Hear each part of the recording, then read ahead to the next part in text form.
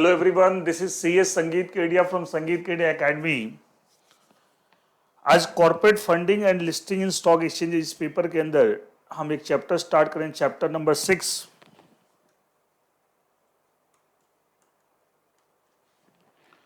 And जिसका नाम है that is the SEBI issue and listing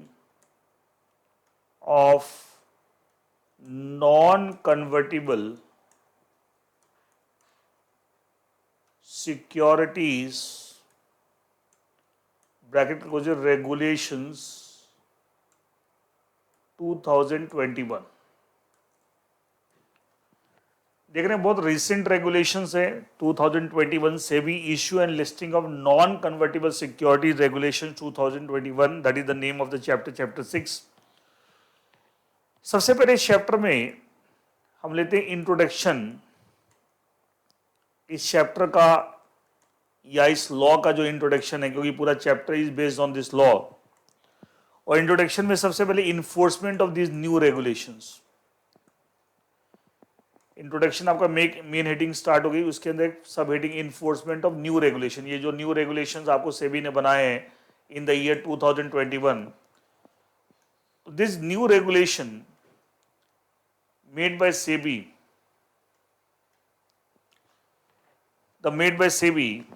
that is SEBI issue and listing of non-convertible security regulation 2021। ये SEBI ने कब notify किया है? SEBI has notified the same on 9th of August 2021। Notified तो इस दिन हुआ, but it is not effective from this date, rather it is effective from 16th of August, एक वीक के बाद of 2021। 9 August 9th of August 2021 को SEBI ने इसे नोटिफाई किया था, इस लॉ को, इन रेगुलेशंस को, लेकिन it is effective from 16th of August, but it is effective from 16th of August 2021, इस दिन से इफेक्टिव है। एंड उसमें लिखा होगा कि साहब जिस दिन ये नोटिफाई हो रहा है इन द पब्लिश हो रहा है इन द ऑफिशियल, उसके एक वीक के बाद ये इफेक्टिव होगा, तो that is effective from 16th of August 2021। Now अच्छा, हम एग्जामिनेशन पर्सपेक्टिव से देखें, क्योंकि 16 अगस्त 2021 से इफेक्टिव हुआ है, ऑपरेटिव हुआ है, तो ऑब्वियसली दिसंबर 2021 एग्जाम में ये लॉ एप्लीकेबल नहीं था, बिकॉज 6 महीने क्राइटेरिया के हिसाब से 30th जून 2021 तक जो अमेंडमेंट्स आ गए थे, only they were applicable for December 2021 exam. It mean जो पहला एग्जाम होगा जिसमें ये law applicable, the first exam when which this law is going to apply, that is June 2022 exam, क्योंकि 16 अगस्त 2021 को इफेक्टिव हुआ है। तो आप जानते हैं कि साहब 31 दिसंबर 2021 तक जो चेंजेस आ जाते हैं, अमेंडमेंट्स आ जाएंगे, they are applicable for June 2022 exam. तो दैट्स वाई पहला एग्जाम तो दिसंबर 21 में एप्लीकेबल नहीं था, क्योंकि 6 महीने के क्राइटेरिया के बियॉन्ड जा रहा था, एंड जून 2022 पहले एग्जाम है जिसमें ये नया लॉ आपको अप्लाई होगा। मतलब एग्जामिनेशन पर्सपेक्टिव बता रहा हूं। सेबी ने जो नया रेगुलेशन बनाया, एक्चुअली क्या था, पहले 2 रेगुलेशन थे इस कॉन्टेक्स्ट में। One was SEBI issue and listing of debt securities regulations 2008, and it was in the context of debt security का मतलब यहां पे था non convertible debt securities, non convertible debt securities। तो जो कन्वर्टिबल डेट सिक्योरिटी, उसका जो public issue listing, that is govern by SEBI ICDR regulation, जो आप जानते हैं, सेबी आईसीडीआर रेगुलेशन में प्रोविजंस है रिलेटिंग टू द, और वहां जाए इक्विटी शेयर के जो प्रोविजन साथ में वो कन्वर्टिबल डेट इंस्ट्रूमेंट पे लगते हैं, और अलग से भी कुछ प्रोविजन जो सिर्फ कन्वर्टिबल डेट इंस्ट्रूमेंट के पब्लिक इशू लिस्टिंग पे लगते हैं। इसका मतलब ये अलग से रेगुलेशन सेबी ने बना, किस कॉन्टेक्स्ट में, नॉन कन्वर्टिबल डेट सिक्योरिटी। क्या नाम था? SEBI issue and listing of debt securities regulation 2008। दूसरा सेबी ने एक और रेगुलेशन बना रखा था, SEBI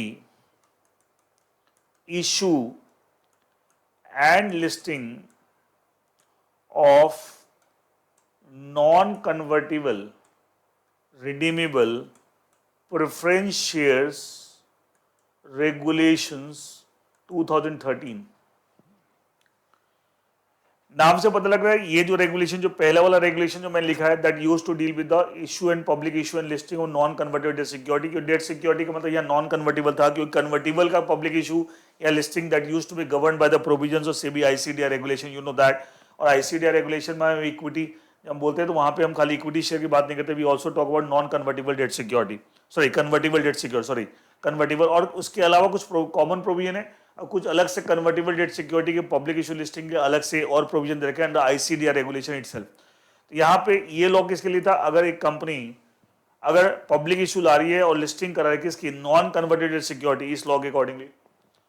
अगर एक company non convertible redeemable preference share, कैसे प्रेफरेंस शेयर जो रिडीमेबल है बट नॉन कन्वर्टेबल है, उसका पब्लिक इशू और लिस्टिंग तो इस लॉ के अकॉर्डिंगली चलता था, SEBI issue and listing of non convertible redeemable preference regulation 2013।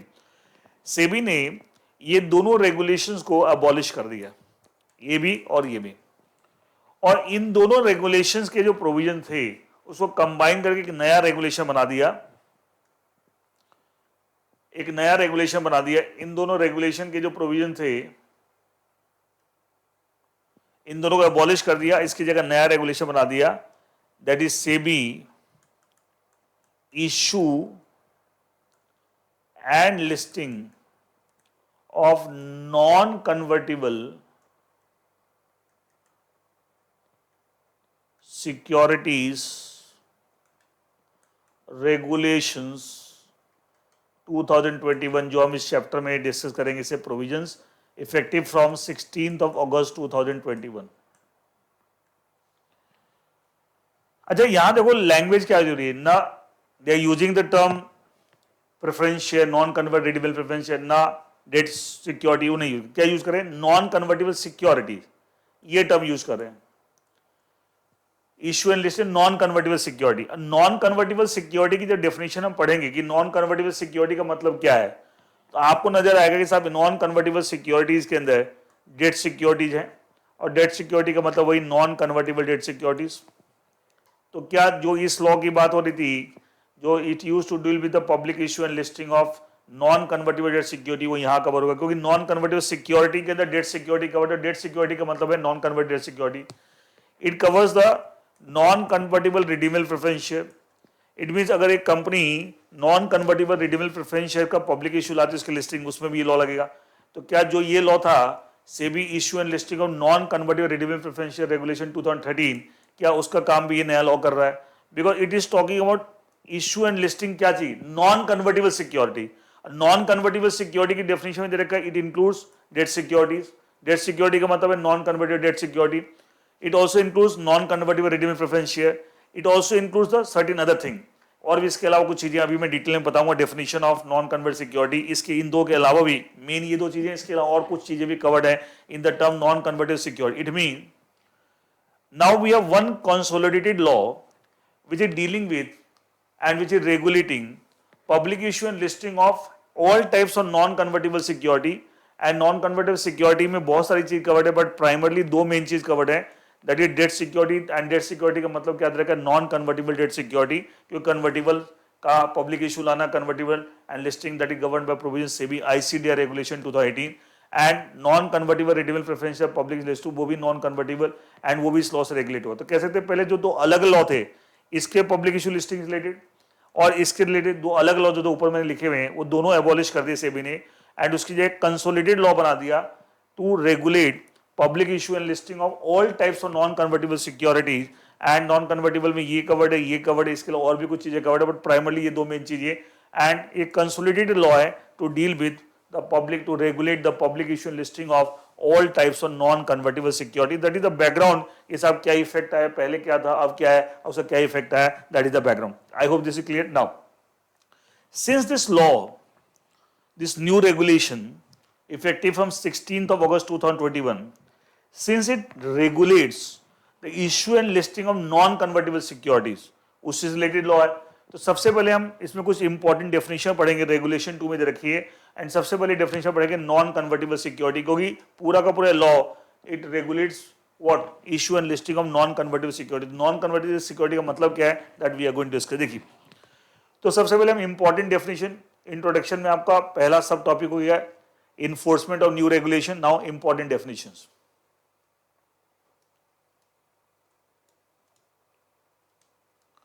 Regulation 2 of this new regulation 2021। सबसे पहले नॉन कन्वर्टिबल सिक्योरिटी, क्योंकि पूरा लॉ से बेस्ड है, उसी की इश्यू लिस्टिंग को रेगुलेट करता है।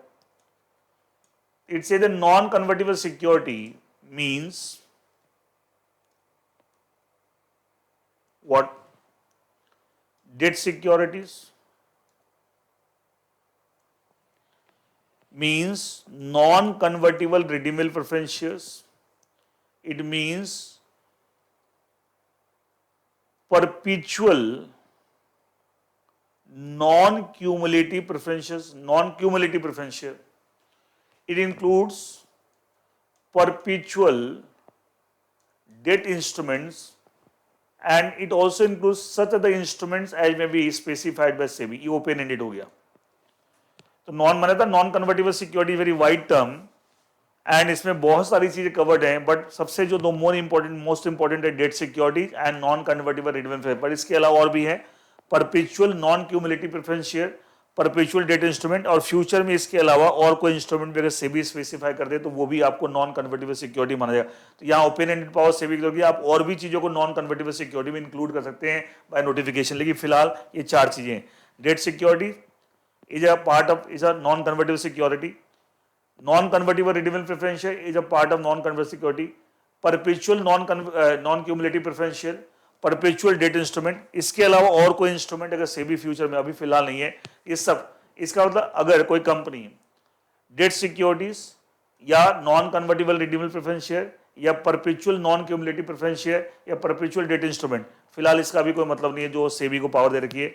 इनमें से चारों को में से किसी भी चीज का इशू लाए और उसकी लिस्टिंग कराए, क्या हर केस में क्या ये लॉ अप्लाई होगा? The provision of this law SEBI issue and listing of non convertible security regulation 2021। Now अब क्योंकि नॉन कन्वर्टिबल सिक्योरिटी की डेफिनेशन के अंदर टर्म आ रहा है डेट सिक्योरिटी यार, तो डेट सिक्योरिटी का मतलब क्या है? तो पहले मैंने मेन टर्म बता दिया, अब इसके अंदर जो जो चीज कवर्ड हो रही है तो उसका मतलब क्या? तो डेट सिक्योरिटी का मतलब देखिए क्या दे रखा है, इसे the debt security means non convert है ना, debt security means non convertible debt securities. Convertible debt security का अगर इशू लाना listing that is governed by SEBI ICDR regulation 2018, तो डेट सिक्योरिटी डेफिनेशन है means non convertible debt security with a fix maturity date, ऐसा वो किस समय mature हुआ with a fix maturity date, and which create और acknowledge indebtedness. एक चीज बताइए, कोई भी ईश्वर यहाँ एक टर्म यूज होता है कैपिटल मार्केट, ईश्वर का मतलब body corporate, and body corporate के अंदर आप जानते हैं capital market laws applies on all body corporate in the same manner, and कोई फर्क नहीं करता। और बॉडी कॉर्पोरेट में सारी कंपनीज कवर होती हैं, तो कंपनीज के अलावा और भी चाहिए कोई बॉडी कॉर्पोरेट, ईश्वर का मतलब body corporate, and body corporate में सारी कंपनी, तो कंपनी की बात करते हैं, बट इसके अलावा और भी बॉडी कॉर्पोरेट है अदर देन कंपनी, वो भी आपको कैपिटल मार्केट लॉज को कंप्लाई करते हुए आपको सिक्योरिटी इशू कर सकते हैं। नाउ अगर एक issuer non convertible debt security issue करता है और एक में 5 साल बाद रिडीम होगा, 8 साल बाद, 10 साल बाद, तो क्या फिक्स मेच्योरिटी डेट है?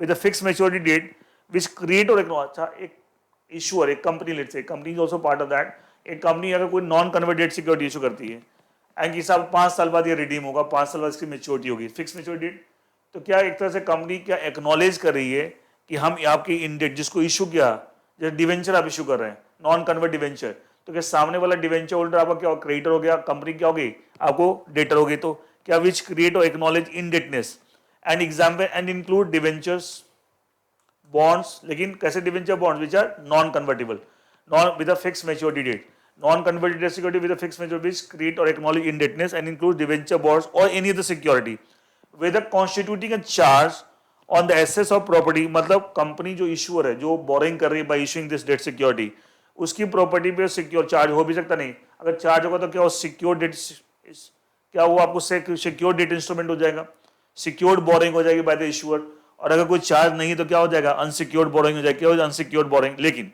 साथ में but excludes security receipts, securitise debt instrument, ये डेट सिक्योरिटी में नहीं ले रहे, क्या नहीं ले रहे, सिक्योरिटाइज डेट इंस्ट्रूमेंट नहीं ले रहे, सिक्योरिटी रिसीट नहीं ले रहे, क्यों? These are govern by SARFAESI act, इसके लिए अलग से आप एक एक्ट पढ़ते हैं सरफेसी एक्ट, ठीक है, जो आपकी सीआर के पेपर में बहुत डिटेल में आता है मॉड्यूल 2 में।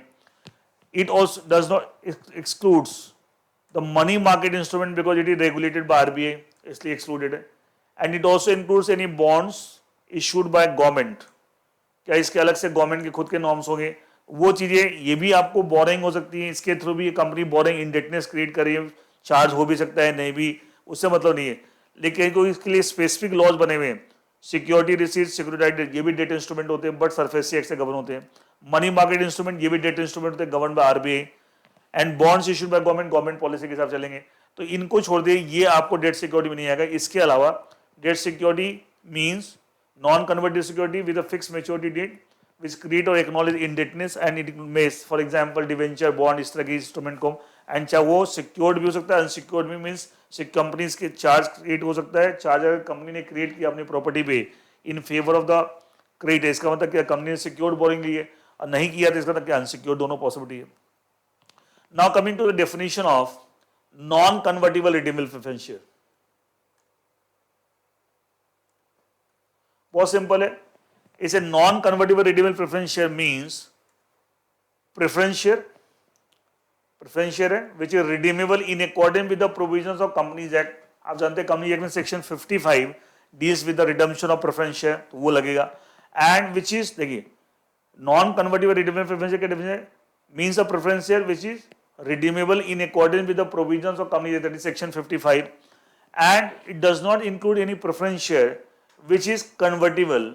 कोई नॉन कन्वर्टेबल है तो इसमें कोई भी ऐसे प्रेफरेंस हम नहीं लेंगे विच इज कन्वर्टेबल इनटू और एक्सचेंजेबल विद इक्विटी शेयर. ठीक है, इधर ऑप्शनली और कंपल्सरी.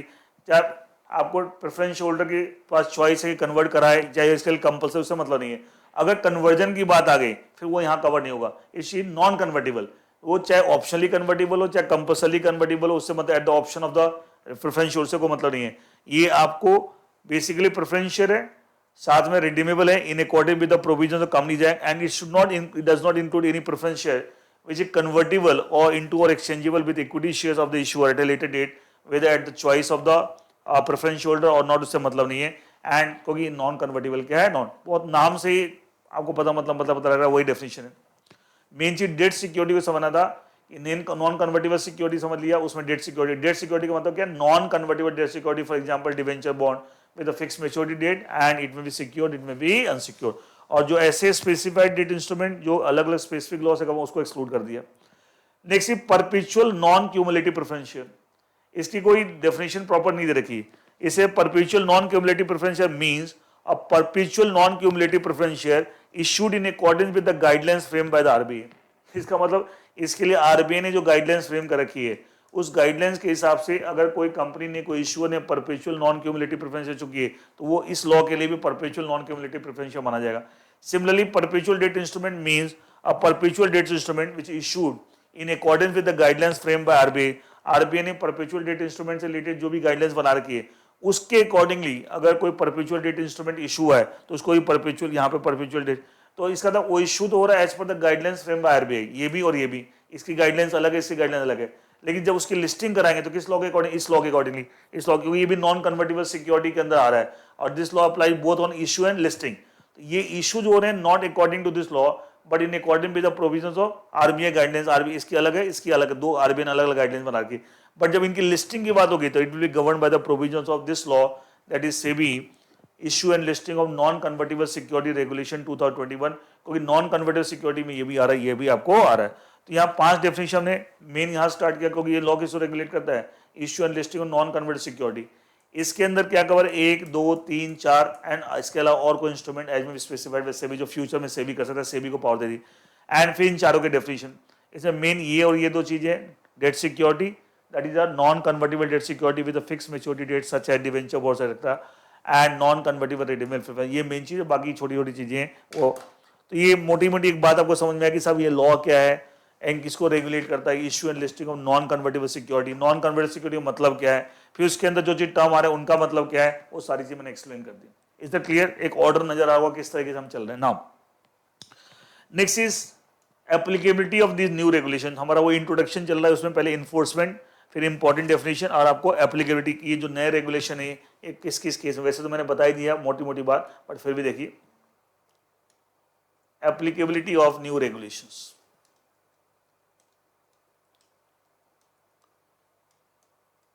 ये जो SEBI issue and listing of non convertible securities regulation 2021। देखिए जो ये न्यू रेगुलेशंस हैं ये अप्लाई जनरल रूल है कि साहब generally these regulation, that is SEBI issue and listing of non-convertible securities regulations 2021 generally shall apply to, कहाँ अप्लाई हो देखिए, ठीक है, या shall regulate these things, apply कब होगा, जब ये चीजें होंगी तो इसको रेगुलेट कर सकते हैं। अच्छा फिर लिखा अनलेस अदरवाइज प्रोवाइडेड, इसका मतलब क्या हुआ, जनरल हो कि ये को रेगुलेट करेगा, इन पे अप्लाई हो, लेकिन अगर कहीं स्पेसिफिकली इसकी डिफरेंट बात दे रखी है, जनरल कुछ नहीं दे रखा तो जनरल कि साहब ये लॉ इन चीजों को रेगुलेट कर इन पे अप्लाई होगा, लेकिन कहीं स्पेसिफिकली कुछ और लिखा हुआ साहब इस केस में भी अप्लाई होगा या तो उस केस में फिर एडिशनल लग जाए, बट जनरल रूल ये कि लिखा अनलेस अदरवाइज प्रोवाइड। नाउ क्या क्या लगे, number 1 issuance and listing of what, debt securities and non-convertible redeemable preference shares by issuer by way of public issue। अगर एक issuer डेट सिक्योरिटी या नॉन कन्वर्टिबल रिडीमेबल प्रेफरेंस का public issue लाता है फिर उसकी लिस्टिंग कराएगा तो ये लॉ लगेगा, इसका तो इस लॉ के प्रोविजन से ये चीजें रेगुलेट होगी। whenever any issuer wants to come out with a public issue of debt security, debt security का मतलब बताया था non convertible debt security with a fixed maturity date such a debenture bond, it may be secured, it may be unsecured, and non convertible redeemable preference share, इनका अगर public issue अब लाते हैं फिर listing कराना चाहते हैं तो इस लॉ के अकॉर्डिंगली गवर्न होगा, इस लॉ के अकॉर्डिंगली गवर्न होगा। ठीक है, ये हम बोले डेट सिक्योर्ड पब्लिक इशू। अब डेट सिक्योरिटी का मतलब आपको पता है, नॉन कन्वर्टिबल प्रेफरेंस का मतलब पता है। देखिए पहले issuance and listing of debt security and non convertible issued by an issuer by way of public issue. ठीक है, B. Now issue and listing of non convertible security, यहां टर्म यूज करें non convertible security. Non convertible security का मतलब क्या है, उसमें debt security भी कवर्ड हो रहा है, नॉन कन्वर्टिबल रिडीमेबल प्रेफरेंस भी कवर हो रहा है, उसमें आपको परपेचुअल नॉन क्यूमुलेटिव प्रेफरेंस भी कवर हो रहा है, उसमें परपेचुअल डेट इंस्ट्रूमेंट भी कवर हो रहा है। इसका मतलब जितनी भी नॉन कन्वर्टिबल सिक्योरिटी है अगर वो इश्यू हो रही है और फिर उसकी लिस्टिंग कैसे इश्यू लिस्टिंग हो रही है, bye way of private placement. वो पब्लिक इश्यू था लेकिन सारी नॉन कन्वर्टिबल सिक्योरिटी की बात नहीं करते, only debt security non convertible, that is also part of non convertible security, but पूरी की बात नहीं कर रहे। यहां बोले issue and listing of non convertible security, वो इश्यूअर ने कैसे इश्यू किया, by way of private placement and there is a proposal of listing. आप जानते हैं प्राइवेट प्लेसमेंट लिस्टिंग ऑप्शन होता है। इसका अगर आप bye way of private placement non convertible security को इशू करें, जैसे मान लीजिए अनलिस्टेड कंपनी है वो आपको नॉन कन्वर्टिबल सिक्योरिटी को में कोई भी सिक्योरिटी को इशू कर रही है bye way of private placement, आप लिस्टिंग कराना चाहे कराइए, नहीं कराना चाहे मत कराइए, आपकी मर्जी है, ऑप्शन होता है ऐसे केस में। लेकिन पब्लिक इशू मैंडेटरी होता है। लेकिन अगर प्रपोजल है कि हम इशू कर रहे हैं non convertible security bye way of private placement, लेकिन हम इसकी लिस्टिंग कराएंगे, ये प्रपोजल है कि लिस्टिंग कराना वहां ऑप्शन होता है, करा भी सकते नहीं, तो उस केस में अगर आप लिस्टिंग कराने की बात कर रहे हैं then in that case ये लॉ के अकॉर्डिंगली चलना पड़ेगा। It means whenever any issuer plans to issue non-convertible security that includes debt security, non-convertible redeemable preference share, perpetual non-cumulative preference share, perpetual debt instrument, इनमें से किसी का भी आप इशू करना चाहते हैं by way of private placement and their proposal पहले ही डिसाइड कर रखा है, सब इसकी लिस्टिंग भी कराएंगे ऑन द स्टॉक एक्सचेंज, फिर आपको उस केस में भी इसके ऊपर इस तरह के ट्रांजेक्शन पे भी ये लॉ अप्लाई होगा। Third is listing of commercial paper issued by an issuer in accordance with the guidelines of the RBI legal framework। अच्छा, कॉमर्शियल पेपर से रिलेटेड हम आगे के चैप्टर में पढ़ते हैं, अदर बोरिंग टूल्स में पढ़ते हैं, एंड उसके लिए ये बोलते हैं one of the money market instrument and it is regulated by RBI. तो अगर कोई इशूअर कॉमर्शियल पेपर इशू करके बोरिंग करता है तो आरबीआई के जो भी पॉलिसी है नॉर्म्स है उसके इन कॉन्टेक्स्ट ऑफ कॉमर्शियल पेपर वो फॉलो करके आप इशू कर सकते हैं। लेकिन जब इसकी लिस्टिंग कराएंगे तो उस केस में लिस्टिंग एस्पेक्ट गवर्न कैसे होगा, बाय दिस रेगुलेशन 2021 रेगुलेशन। देखिए लिखा listing of commercial paper issued by issuer in compliance with the guidelines frame by the RBI. RBI ने कमर्शियल पेपर्स को इशू करने से रिलेटेड जो गाइडलाइंस फ्रेम कर रखी है उसके अकॉर्डिंगली किसी इशूअर ने अगर कमर्शियल पेपर इशू किया लेकिन अब उसकी लिस्टिंग कराने की बात कर रहा है तो इन दैट की लिस्टिंग तो इशू तो हुआ था इन अकॉर्डिंग विद, इशू करते समय ये लॉ नहीं लगा था, when a issuer is issuing the commercial paper and raising the debt, in that case it has to follow the guidelines issued by RBI in regard to commercial paper, regard to issue of commercial paper। लेकिन अगर आप उसकी listing कराने से commercial, फिर listing case में it will govern by the provision of this regulation, that is SEBI issue and listing of non convertible security regulation. इसके अंदर भी ये नहीं कि सारे प्रोविजन सब पे लग रहे हैं, अभी आप पढ़ेंगे तो पता लग जाएगा। इसके अंदर इससे रिलेटेड प्रोविजन है इस लॉ के अंदर, ठीक है, इस लॉ के अंदर इससे रिलेटेड भी प्रोविजन है, इसे ये नहीं कि सारे प्रोविजन सब पे लग रहे हैं, वो अभी बताएंगे कि कौन से प्रोविजन किसके, लेकिन ओवरऑल ये लॉ इस कॉन्टेक्स्ट में भी प्रोविजन है, इस कॉन्टेक्स्ट में प्रोविजन इस लॉ के अंदर, एंड इस कॉन्टेक्स्ट इसलिए, लेकिन इन्हें every provision applicable every transaction नहीं है, ठीक है, it's not like that. And overall ये लॉ किस किस कॉन्टेक्स्ट में लगता है वो आपको मैंने बता दिया। अभी पढ़ेंगे प्रोविजन तो पता लगेगा साहब कौन सा प्रोविजन पहले वाले के लिए, कौन सा दूसरे वाले के लिए, कौन सा तीसरे वाले के लिए, अभी आपको पता लग जाएगा जब हम प्रोविजन पढ़ेंगे। देखिए, so now we move on to the, ये तो आपको एक थोड़ा सा मैंने इंट्रोडक्शन में पहले बताया कि नया रेगुलेशन क्या है, उसको पहले वाले रेगुलेशन पे क्या इफेक्ट आया, फिर जो ये रेगुलेशन क्योंकि issue and listing of non convertible security को रेगुलेट करता है, तो नॉन कन्वर्ट सिक्योरिटी का मतलब क्या है, उसमें जो जो चीज कवर हो रही है उसकी मतलब क्या है, debt security, non convert redeemable preference, all that.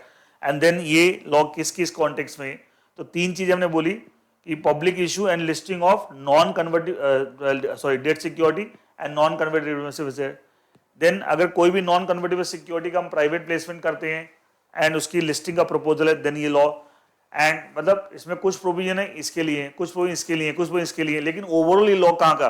और अगर कोई कंपनी कमर्शियल पेपर इशू करती है इन according with the RBI guideline, और फिर इसके लिस्टिंग की बात करते हैं, listing will be govern bye, तो इशू तो कमर्शियल पेपर आरबीआई गाइडलाइंस के हिसाब से चलेगा, लेकिन जब उसकी लिस्टिंग कराने की बात करेंगे तो it will be govern by the provision of this regulation. इसके अंदर कुछ प्रोविजन दे रखे हैं relating to listing of commercial paper which have been issued by an issuer in compliance of the RBI guidelines relating to commercial paper. Now, ये थोड़ा सा आपको बैकग्राउंड, एक हमारा इंट्रोडक्शन पार्ट कंप्लीट हो गया कि पूरा चैप्टर का आपको इंट्रोडक्शन मिल गया, एक आइडिया लगे हम क्या पढ़ने जा रहे हैं। देखिए now second aspect of this, देखिए प्रोविजन, अब आपको पता लग जाएगा कौन सा प्रोविजन किसके लिए अलग अलग हेडिंग बन जाएगी।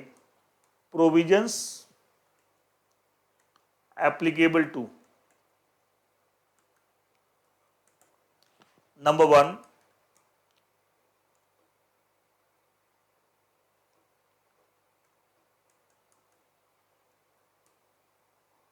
public issue and listing of debt securities and non-convertible redeemable preferences। अभी हम प्रोविजन जो पढ़ेंगे हेडिंग पहले, प्रोविजन किस पे, public issue and listing of non sorry debt security, date security का मतलब पता है, and non convertible, and second private placement and listing of non convertible securities. तो अभी जो मैंने बताया था कि रेगुलेशन 3 की एप्लीकेबिलिटी ऑफ दिस रेगुलेशन, उसमें ए बी सी, तो कैसे थे, ए और बी जो था वो दोनों आ गए आपको, एक क्या था public issue and listing of debt security and non convert, वो भी आ गया, and private placement listing of non convertible security more wider है, इसके अंदर ये तो कवर्ड है ही, इसके अलावा और भी, लेकिन प्राइवेट प्लेसमेंट है, ये पब्लिक इशू है, ठीक है। तो public issue of and listing of debt securities and the provisions applicable to the public issue and listing of debt security and non-convertible redeemable preferences, ये हो गया, and it also the private placement listing of non-convertible security। तो ये दोनों के context में कि अगर एक कंपनी, एक इशूअर डेट सिक्योरिटी या नॉन कन्वर्टिबल रिडीमेबल प्रेफरेंस का पब्लिक इशू लाती है, फिर इसकी लिस्टिंग करा दें, और आप कोई भी नॉन कन्वर्टिबल सिक्योरिटी का प्राइवेट प्लेसमेंट करा के लिस्टिंग कराना चाहते हैं, तो उस केस में क्या क्या प्रोविजन लगेंगे, that we are going to discuss. I think heading clear है, एंड मतलब ना सब सारे प्रोविजन सबके लिए नहीं है, तो ये प्रोविजन किस कॉन्टेक्स्ट में, this context and this context. अब एक करके देखिए, सबसे पहले एलिजिबल इशूअर्स, इस कॉन्टेक्स्ट में बात करें, ये मेन हेडिंग होगी, इसके अंदर पहला सब हेडिंग देखिए एलिजिबल इशूअर्स।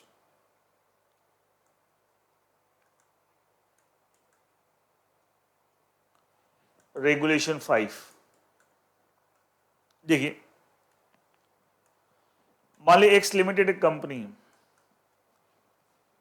डेट सिक्योरिटी या नॉन कन्वर्टिबल रिडीमेबल प्रेफरेंस का पब्लिक इशू लाना चाहती है, तो आप एलिजिबल हैं, कब एलिजिबल होंगे, सर्टेन कंडीशन फुलफिल होगी, या आप कोई भी नॉन कन्वर्टिबल सिक्योरिटी का प्राइवेट प्लेसमेंट करना चाहते हैं, तो कब आप एलिजिबल होंगे, जब सर्टेन कंडीशन, देखिए लिखा हुआ regulation 5, no issuer shall make an issue, issue में दोनों आ गए, public issue as well private placement, issuance by way of public issue, issuance by way of private placement.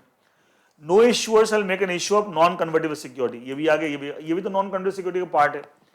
If as on the date of filing of draft offer document, offer document आप जानते हैं normally draft offer document file होता है, अच्छा normally SEBI को file होता है, लेकिन इन the context of these instruments debt security, ये स्टॉक एक्सचेंज को फाइल होगा, ये बताएंगे जहां पे आपने प्रपोजल है लिस्टिंग का।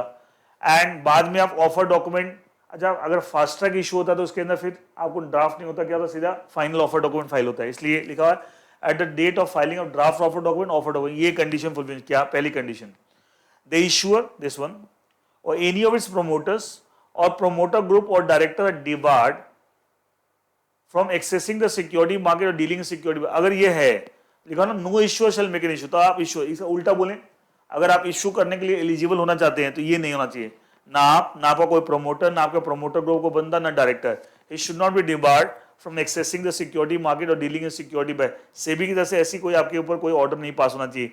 किस date, on the date of filing the draft offer document or offer document. अगर ऐसा हो रखा है तो फिर आप debar and you are not eligible to come out with the issue of this kind of security, non convertible security. दूसरा, any of the promoter, ऊपर नो से स्टार्ट हुआ, no issue shall make an issue, इसका मतलब अगर इनमें आप fall करते हैं, इनमें से किसी में, ए से लेख में, तो उस केस में फिर आप इशू करने के लिए एलिजिबल नहीं है, non converted security.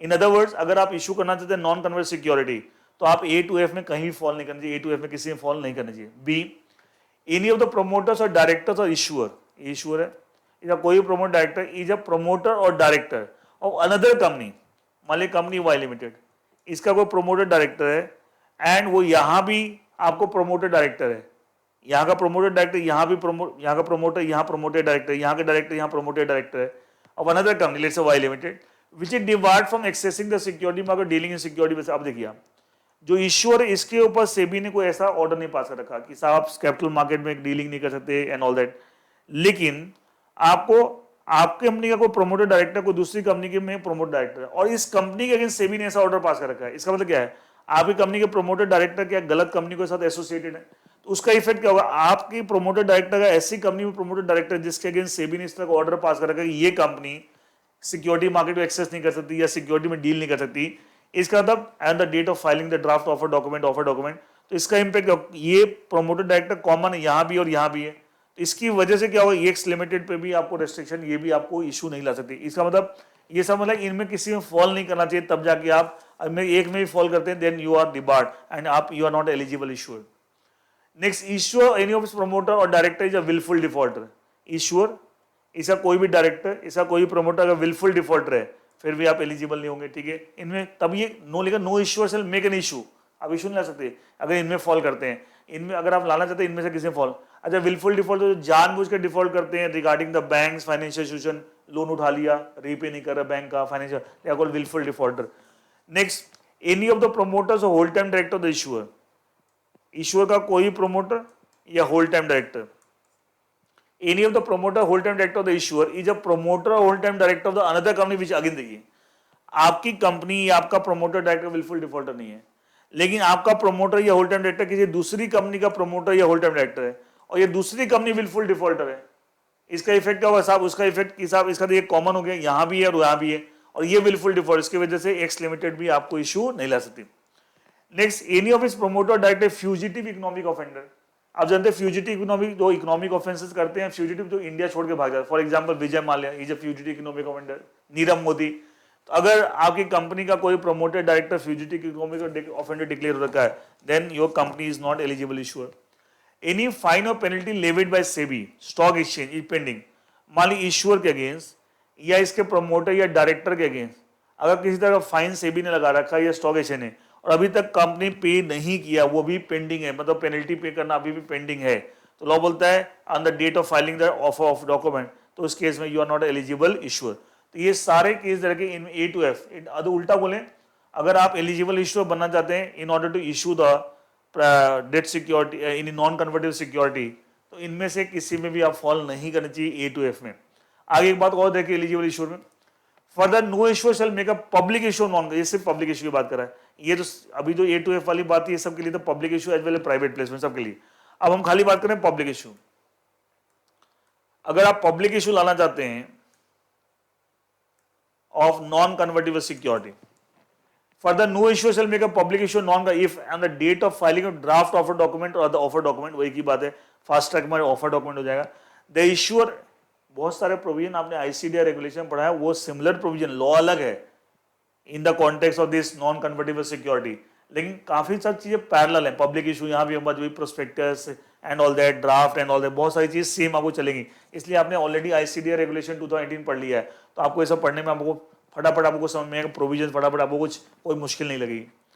Further, no issuer shall make a public issue of non-convertible security if, as on the date of filing of draft offer document, the issuer is in default of payment of interest or repayment of principal amount in respect to non-convertible security, if any, for a period of more than 6 months। देखिए, मान लिया x limited company issuer है, आप non convertible security का public issue चाहते हैं, तो आपने on the date of filing the draft offer document या ऑफर डॉक्यूमेंट, आपने अगर इंटरेस्ट मान लीजिए पहले पास में कोई डेट सिक्योरिटी इशू करी, उस पर इंटरेस्ट पे करना है, वो इंटरेस्ट पे करने में डिफॉल्ट है, या वो मैच्योर उसका ड्यू डेट फॉर रिडम्पशन आगे, मैच्योर डेट आगे लेके आपने रिडम्पशन नहीं किया, और ऐसा डिफॉल्ट 6 महीने से ज्यादा चल रहा है, मतलब अगर 2-4 महीने हो, 1 महीने डिफॉल्ट हो चलेगा, मोर देन 6 मंथ का डिफॉल्ट है, ऐसा डिफॉल्ट है, उस केस में आप public issue of non convertible security नहीं ला सकते। देखिए मैं फिर से बढ़ता हूँ, further no issuer shall make a public issue non convertible security if, as on the date of filing of draft offer document or offer document, normal course में draft offer document to the stock exchange, यहाँ सेबी को नहीं file होता, unlike the public issue of equity shares, वहाँ पे सेबी को file होता है, यहाँ पे stock exchange को अभी आएगा।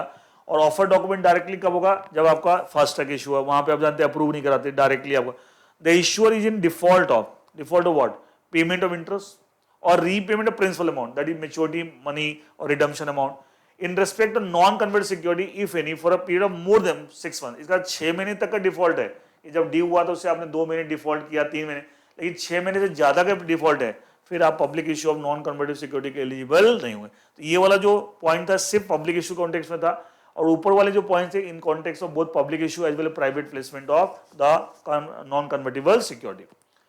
नेक्स्ट देखिए रेगुलेशन 6, ये एलिजिबल इशू कंप्लीट हो गया। Next is that is the in principal approval. एक चीज देखिए, आप जब भी हम पब्लिक इशू लाते हैं तो लिस्टिंग कराना मैंडेटरी है।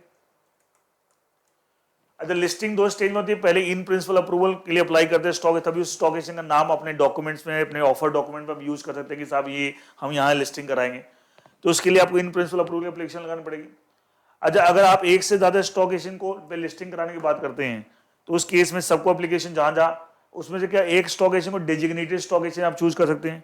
अच्छा, वो डिटेल आ जाएगी साहब कौन सा डेजिग्नेट, लेकिन ये नहीं कि क्या ये कंपनी के लिए परमानेंट कंसेप्ट होता है for a particular issue. Future में कोई दूसरा नया इशू लाते हैं तो आप चाहें तो कोई डिफरेंट स्टॉक एक्सचेंज को अपना डेजिग्नेटेड स्टॉक एक्सचेंज बना देते हैं। ये सब चीज आप सब जानते हैं पहले से, वही सब लिखा देखिए, the issuer shall make an application to one और more stock exchange and obtain an in principal approval for listing of non converted security from the stock exchange वैसा security propose to be listed, क्योंकि आप उनका नाम use करने से पहले approval लेते हैं, और फाइनल अप्रूवल आती है आफ्टर द अलॉटमेंट होने पे सिक्योरिटी कम इनटू एग्जिस्टेंस फिर फाइनल अप्रूवल। पता है 2 पार्ट में हम अप्रूवल लेते हैं stock exchange for listing, provided that where the application is made to more than one stock exchange, the issuer shall, अगर एक ही को अप्लाई किया तो अलग बात है, एक से ज्यादा then the issuer shall choose one among them as the designated stock, वो मेंशन होगा आपके ऑफर डॉक्यूमेंट में। It may be noted that for any subsequent issue, the issuer may choose a different stock exchange as a designated subject to the requirements of these regulations। में कुछ आपको सब पता है सब चीजें, वहाँ ये सब आप in the context of public issue, equity issue, वहाँ सब पढ़ते हैं आप। Next is depository. अच्छा, आज के दिन आप जानते हैं इलेक्ट्रॉनिक मोड में पब्लिक इशू ला सकते हैं, तो अगर आप non convertible security public issue ला रहे हैं तो ऑब्वियसली इलेक्ट्रॉनिक मोड। अब जब इलेक्ट्रॉनिक मोड में लाना है तो उसके लिए इंफ्रास्ट्रक्चर तो क्या इश्यूअर के पास होता नहीं, किसके पास, डिपॉजिटरी, जो कि आज के दिन 2 है, NSDL एंड CDSL। तो क्या उन डिपॉजिटरी के साथ इश्यूअर को अरेंजमेंट करना पड़ेगा, उनकी इंफ्रास्ट्रक्चर का इस्तेमाल करना पड़ेगा in order to issue the security in the electronic world, in order to issue the security and उसमें डिपॉजिटरी एक्ट है, उससे रेगुलेशंस और प्रोविजन आपको अप्लाई होंगे। नेक्स्ट आपको दे रखा है डिबेंचर ट्रस्टी। अच्छा, अगर आप नॉन कन्वर्टिबल सिक्योरिटी का, नॉन कन्वर्टिबल डेट सिक्योरिटी भी आती है, अगर डेट सिक्योरिटी की डेफिनेशन में डिबेंचर भी आती है, इंक्लूड डिबेंचर बॉन्ड्स। तो अगर आप डिबेंचर का पब्लिक इशू लाते हैं तो क्या उस केस में डिबेंचर या तो इसके क्या आपको डिबेंचर ट्रस्टी अपॉइंट करना पड़ेगा, yes, and that is the issuer shall appoint debenture in case of an issue of debt security, और डेट सिक्योरिटी की डेफिनेशन में डिबेंचर भी आ रहा था। Next registrar to the issue, आप जानते हैं पब्लिक इशू में concept registrar to the issue, ये सब अपने इक्विटी शेयर के पब्लिक इशू में सब आईसीडीआर में पढ़ा, सब वही पैरेलल प्रोविजन के कंटेंट में फर्क है, कंसेप्ट सारे वही हैं, कंसेप्ट सारे वही हैं। रजिस्ट्रार टू द इशू, क्या रजिस्ट्रार टू द इशू जो आरटीए होता है इन द पब्लिक इशू, क्या वो अलॉटमेंट वगैरह देखता है? अच्छा, जब अलॉटमेंट करे इलेक्ट्रॉनिक मोड में तो क्या वो आपको उसके शेयर सर्टिफिकेट तो मिलेगी नहीं, आपको इन्वेस्टर्स के, एप्लीकेंट्स के डीमेट अकाउंट में शेयर, और डीमेट अकाउंट कंसेप्ट किस पे साथ, डिपॉजिटरी, तो क्या वो रजिस्ट्रार टू द इशू उसको अपॉइंट करेंगे विच इज रजिस्टर्ड भी SEBI one of the capital market intermediate and which has connectivity with all the depository. कुछ रजिस्ट्रार ने ना सारे डिपॉजिट कनेक्टिविटी नहीं बनाई है, एनएस दो डिपॉजिटरी है, तो जिन्होंने दोनों डिपॉजिटरी के साथ कनेक्टिविटी बना ली उनको ही अपॉइंट करो, सो दैट कुछ इन्वेस्टर ने अप्लाई किया जिनका डीमेट अकाउंट एनएससीएल के पास है, कुछ इन्वेस्टर अप्लाई किया इन द पब्लिक जिनका डीमेट अकाउंट सीडीएसएल के पास है, तो आप सबसे कनेक्टेड हैं, तो आप एनएसडीएल के भी डीमेट अकाउंट में क्रेडिट करा सकते हैं ऑफ डिफरेंट इन्वेस्ट सीडीएसएल। लिखा the company issuer shall appoint a registrar to issue which should be registered with SEBI, so one of the capital, and you know that all the capital market intermediary required to register which establish connectivity with all the depository, और आज के दिन 2 depository हैं and ऐसे ही को आप appoint करेंगे registrar to the issue. Next है क्रेडिट रेटिंग। अच्छा, नॉन कन्वर्टेबल सिक्योरिटी में डेट सिक्योरिटी आ रही है, क्या डेट सिक्योरिटी की क्रेडिट रेटिंग होती है, तो लॉ बोलता है कि साहब क्रेडिट रेटिंग करानी है फ्रॉम द क्रेडिट एजेंसी, कम से कम एक क्रेडिट रेटिंग करानी है, एक से ज्यादा अगर आप कराते हैं तो उस केस में आपने उनमें से जो रेटिंग को एक्सेप्ट किया वो तो आप डिस्क्लोज करेंगे अपने ऑफर डॉक्यूमेंट में, और जिन रेटिंग को आपने डिस्क्लोज एक्सेप्ट नहीं भी किया, कराया आपने एक से ज्यादा, तो उसका भी डिटेल आपके ऑफर डॉक्यूमेंट में आएगा। देखिए लिखा the issuer shall obtain credit rating from at least one credit agency which shall be disclose in the offer, कम से कम एक से तो कराना है credit rating agency like CRISIL, ICRA, and all that, and जो ऑफर डॉक्यूमेंट में आ जाएगी इसकी क्या रेटिंग आपको देनी है। अगर एक से ज्यादा आप रेटिंग कराते हैं तो उस केस में सारी रेटिंग्स आप डिस्क्लोज करेंगे हम अपने ऑफर डॉक्यूमेंट में, including that rating which has not been accepted by you. आपने जो एक्सेप्ट किया वो तो आप डिस्क्लोज करेंगे, इसके अलावा वो भी जो आपने एक्सेप्ट नहीं किया वो भी आप डिस्क्लोज करेंगे। Next electronic issuance. अच्छा, आज के दिन इन्वेस्टर जो पब्लिक इशू कोई भी चीज का आता है, चाहे इक्विटी शेयर का हो चाहे नॉन कन्वर्ट सिक्योरिटी का, उसमें फिजिकली भी अप्लाई करते हैं, फिजिकली एप्लीकेशन फॉर्म फिलअप करते हैं, और इलेक्ट्रॉनिक तरीके से भी कर सकते हैं, ऑनलाइन, आजकल ऑनलाइन भी अप्लाई हम बैंकों के पोर्टल के थ्रू और बहुत सारे आपके तरीके से करते हैं। तो उसके बारे में दिखा an issuer proposes to issue non-convertible security through the online system of stock exchange and depository shall comply with the relevant applicable requirements as may be specified by SEBI। इस कॉन्टेक्स्ट सेबी ने जो भी एंड इस related एक question भी आपको दे रखा है, मैं एक बार पढ़ भी देता हूं। देखिए लिखा explain the relevant applicable requirements as specified by SEBI for an issuer proposing to issue। Question number 4 है non convertible redeemable preferential going to the public through the online system। ये particularly नॉन कन्वर्टेबल redeemable पे same provision आपको any non convertible security पे लगेगा। पहले लिखा था issuer में provide the facility for subscription application electronic mode, अब ये फैसिलिटी दे सकते हैं। An issuer proposing to issue the non convertible security redeemable to issue non-convert redeemable preference share to the public through the online system or designated stock exchange shall comply with the relevant applicable requirement as may be specified by which are agenda। यहाँ तक तो वही जो notes में लिखा होता which are agenda। ये question number 4 last page पे आपको दे रखा है जहाँ चैप्टर ये क्लोज हो रहा है आपका। देखिए all the investor apply in public issue shall use only, ये सेबी ने क्या स्पेसिफाई है, shall use only application supported blocked amount. ASBA system use करें, आप जानते हैं एसवा सिस्टम में आप पैसा शुरू में नहीं देते, आपका खाली बैंक अकाउंट में पैसा ब्लॉक हो जाता है।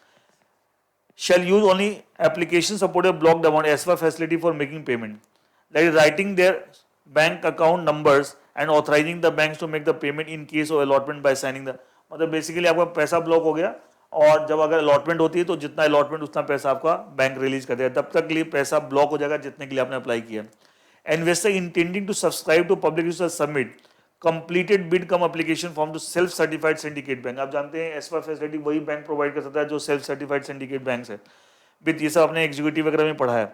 With whom the bank account to be blocked is maintain through any of the following intermediate, a syndicate member, a stock broker registered with recognised, a depository participant, a registrar to issue, मतलब इनके through आप किसी self certified syndicate bank में पैसा block करा सकते हैं। And आपको तो यही तरीका है इलेक्ट्रॉनिक इशूज का। तो ये जो रेगुलेशन 12 है उसके बेस से क्वेश्चन नंबर 4 था on the last page of this chapter, तो वो थोड़ा मैंने आपको लिखा ना in accordance with the relevant applicable requirement में स्पेसिफाइड सेबी, तो सेबी ने क्या स्पेसिफाई कर रखा है वो भी आपको यहाँ पे मैंने बता दिया। नाउ नेक्स्ट चीज देखिए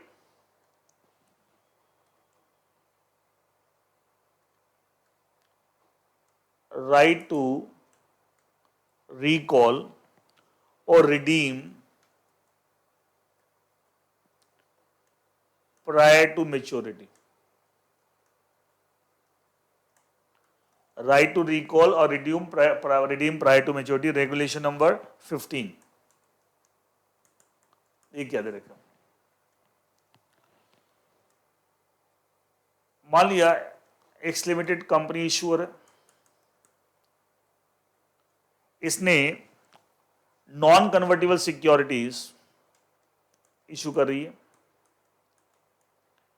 ये चाहे तो, मतलब ये मैंडेटरी कंसेप्ट नहीं है, राइट टू रिकॉल रख सकती है, अपने टर्म्स एंड कंडीशन में लिख सकती है कि हमारा right to recall. Right to recall को हम बोलते हैं कॉल ऑप्शन। इसका मतलब क्या मैं समझाता हूं कि साहब जो मेच्योरिटी, जैसे मान लिया आपने 10 इयर्स की नॉन कन्वर्टेबल डिवेंचर इशू की, 10 साल के बाद हम उसको रिडीम करेंगे, लेकिन साथ में हमारे पास ऑप्शन है कि हम 10 साल से पहले भी रिकॉल कर सकते हैं, एंड अगर हमने इसका इस्तेमाल किया तो आपको debenture holder will be bound and उससे आपको रिडीम कराना पड़ेगा। That is right to recall. लेकिन ये आप आपने terms and condition of the issue of debenture में आपने पहले लिख देना है, तभी आप कर सकते हैं। That is right. तो यहाँ राइट किसके पास है? कंपनी के पास है। दूसरा है आप right of redemption prior to maturity, इसको पुट ऑप्शन बोल रहे हैं, प्रायर टू मेच्योरिटी। यहां पे इश्यूअर अगर ये वाला कंसेप्ट है दिस और दिस, ये रख सकते हैं या ये रख सकते हैं, इसको बोलते हैं पुट ऑप्शन। अगर ये वाली फैसिलिटी, ये कंसेप्ट यूज कर रहा है इश्यूअर, इसका मतलब क्या है? इश्यूअर ये राइट दे रहा है किसको? इन्वेस्टर को, कि जो भी मेच्योरिटी डेट है उससे पहले, प्रायर टू मेच्योरिटी, उससे पहले आप रिडम्पशन के लिए अप्लाई कर सकते हैं। और अगर आप अप्लाई करेंगे तो issuer will be bound to redeem it. मतलब ये नहीं कि उसकी मर्जी है कि रिडीम करे नहीं करे, आप अप्लाई करेंगे, आपका राइट है, एंड ये राइट हम ही ने आपको दिया है in the terms and condition issue. That is called right of, इसका तो क्या है? राइट टू रिकॉल किसका है? ईश्वर का राइट है। मैं लिख देता हूं, किसका राइट है? ईश्वर का। और right of redemption prior to major किसका राइट है? इन्वेस्टर का। तो लॉ बोलता है कि साहब, रेगुलेशन 15 ऑफ द रेगुलेशन बोलता है कि ईश्वर ये चाहे रख सकता है अपने पास, चाहे ये आपको इन्वेस्टर को दे सकता है। अगेन ये कोई मैंडेटरी नहीं है, लेकिन दोनों में से कोई एक चीज आप देना अपने पास रखना चाहें या इन्वेस्टर को देना दे सकते हैं, ठीक है, लेकिन कोई मैंडेटरी नहीं। इसको राइट टू रिकॉल ये ईश्वर के पॉइंट ऑफ व्यू से, और right to of redemption prior to maturity investor के पॉइंट ऑफ व्यू से। इसको बोलते हैं कॉल ऑप्शन, इसको बोलते हैं पुट ऑप्शन। नाउ अब देखिए मैं पूरा पढ़ता हूं। An issuer making issuance of non convertible security shall, number A, have the right to recall such security prior to maturity date, मतलब उसका अधिकार है, एंड फिर इस केस में आपको इन्वेस्टर को रिडीम कराना पड़ेगा। That is called call option. और shall have right to provide such right of redemption of debt security prior to the maturity date, put option to all the investor और only to. हाँ, इसमें put option आपको issuer सारे investor को दे सकता है या only to the retail investor, दोनों पॉसिबिलिटी है, इधर टू ऑल द इन्वेस्टर और only to the retail investor. अब देखिए, सच right to recall non convert security, this one, or redeem debt security prior to the maturity date shall be exercised in accordance with the terms of issue, and detailed disclosure in this regard shall be made in the offer document, including the date from which such right is exercisable. That is period of exercise, किस date, मतलब ये भी तो मैं example देके समझाता हूँ आपको। देखिए, माने एक्स लिमिटेड ने 10 years non convertible debenture issue की, 10 साल के अंदर रिडीम होंगे, तो मेच्योरिटी डेट का 10 साल। अब ये आपने बोल दिया कि साहब 5 साल के बाद, आफ्टर 5 इयर्स,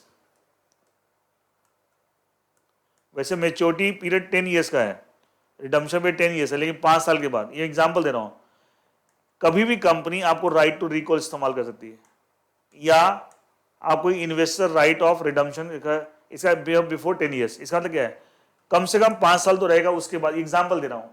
तो क्या ये हो गया कि साहब किस डेट से एक्साइट करते हैं, फिर कम से कम कितने दिन के लिए होगा कि साहब कितने दिनों तक आप इस राइट का इस्तेमाल कर सकते हैं, जो कि मिनिमम 3 डेज होगा, ये पढ़ेंगे मिनिमम 3 डेज होगा।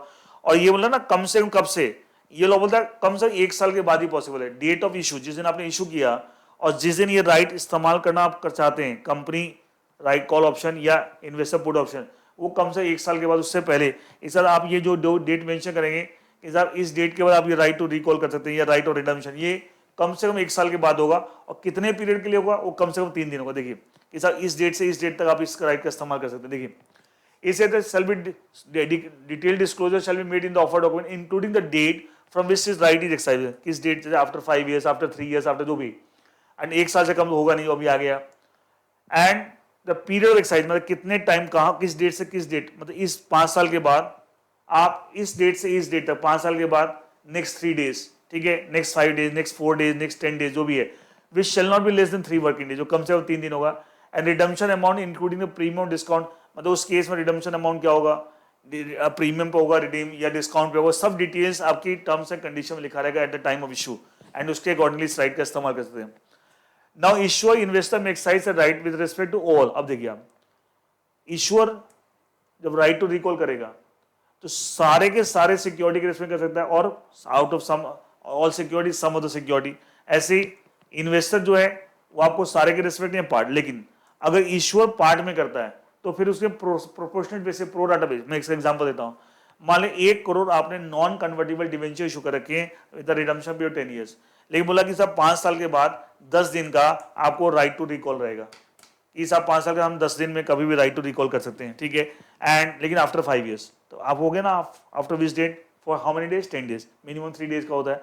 अब आप अगर बोलते हैं कि 1 करोड़ में से या तो पूरे 1 करोड़ को आप राइट टू रिकॉल कर रहे हैं, लेकिन आप बोलते हैं 1 करोड़ में से हम 40 लाख कर रहे हैं, तो क्या 40%? इसका मतलब जितने भी आपके नॉन कन्वर्टेबल डिवेंचर होल्ड करने वाले हैं, जैसे किसी 100 डिवेंचर है तो उसको कंपनी क्या बोलेगी, 100 में से आप 40 आपको हम राइट रिकॉल कर रहे हैं, मतलब प्रोपोर्शनलिटी होगा। किसी का 500 है, 500 का 40% कितना होगा, 200, आप 500 में से 200 हम रिकॉल करें। किसी का 1000 है, 1000 का आपका 40% क्या हो गया, 400, तो आप 1000 में से 400 हम राइट टू, क्या प्रोपोर्शनल बेसिस पे देखिए लिखा हुआ, द इश्यूअर और इन्वेस्टर, इश्यूअर का राइट टू रिकॉल, इन्वेस्टर का right of redemption prior to maturity, may exercise the right with respect to all the non-convertible security issued or held by the issuer or held by the investor respectively, or with respect to a part or part of the non-convertible security so issued or held.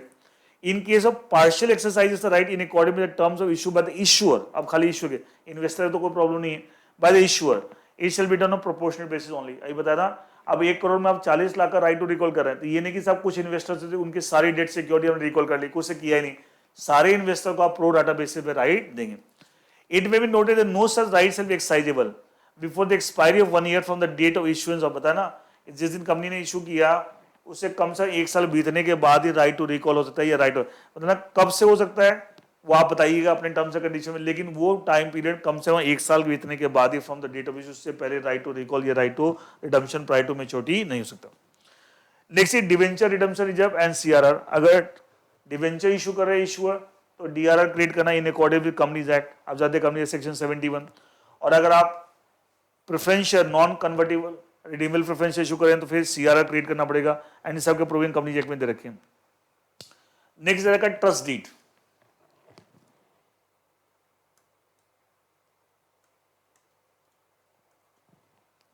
Regulation 18, the issue and the debenture. देखिए जब debenture trustee appoint करेंगे in the case of debenture, ये issuer है, एक debenture trustee appoint किया आपने, तो इन दोनों के बीच एक डिवेंचर ट्रस्ट डीड बनेगी। अच्छा, डिवेंचर ट्रस्ट डीड के जो कंटेंट्स हैं क्या, as per section 71 of companies act plus as given the form number SS12, companies act पढ़ते ना SS12, क्योंकि आप जानते हैं debentures share capital debenture chapter 4 share capital, इसके जो फॉर्म्स SS से स्टार्ट होते हैं, और SS12 is the format of debenture trust deed. तो इसके अंदर वो सारे टर्म्स एंड कंडीशन होंगे जो सेक्शन 71 की रिक्वायरमेंट है and SS12 of company share capital debenture rules. ठीक है, ये बोला है जो डिवेंचर ट्रस्ट डीड बनेगी between the issue and the debenture trustee, इसमें क्या क्या चीजें, कुछ चीजें मना है कि ये किस तरह क्लॉज नहीं होनी चाहिए, which has the effect of. Simple सी बात है, डिवेंचर ट्रस्टी को जो अपॉइंट किया गया किसके राइट्स को प्रोटेक्ट करने के लिए, डिवेंचर होल्डर।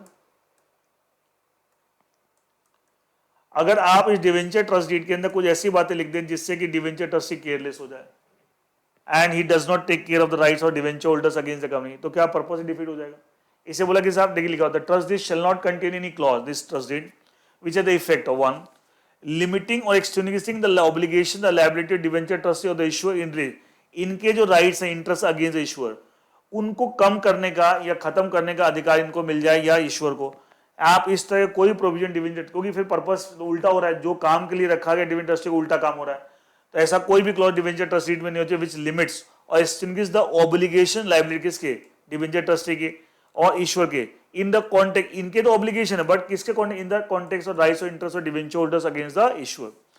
नेक्स्ट लिमिटिंग और रिस्ट्रिक्टिंग और waiving the provision of the act और दीज रेगुलेशंस देखिए, अब डिवेंचर ट्रस्ट डीड के थ्रू कंपनी एक्ट के प्रोविजन, ठीक है, या ये रेगुलेशन जो पढ़ रहे हैं उसके रेगुलेशन को वेव अप कर रहे हैं, साहब ये प्रोविजन हम कंप्लाई नहीं करेंगे, तो सेबी ने बनाया या एक्ट कंपनी एक्ट में दे रखा है to protect the rights of debenture holder, और आप डिवेंचर ट्रस्ट डीड के थ्रू उन प्रोविजन को वेव अप करेंगे, साहब ये कंप्लाई, तो उल्टा काम हो रहा है। आपका काम था इनके इंटरेस्ट को प्रोटेक्ट करना, लेकिन आप डिवेंचर ट्रस्ट डीड के दोनों की मिली भगत हो गई, क्या इन दोनों की मिली भगत मिलकर डिवेंचर इन दोनों के बीच में क्या डिवेंचर होल्डर्स को नुकसान करें, तो लॉ बोलता है ऐसा पॉसिबल नहीं, ऐसे क्लॉजेज आप डिवेंचर ट्रस्ट डीड में नहीं डाल सकते।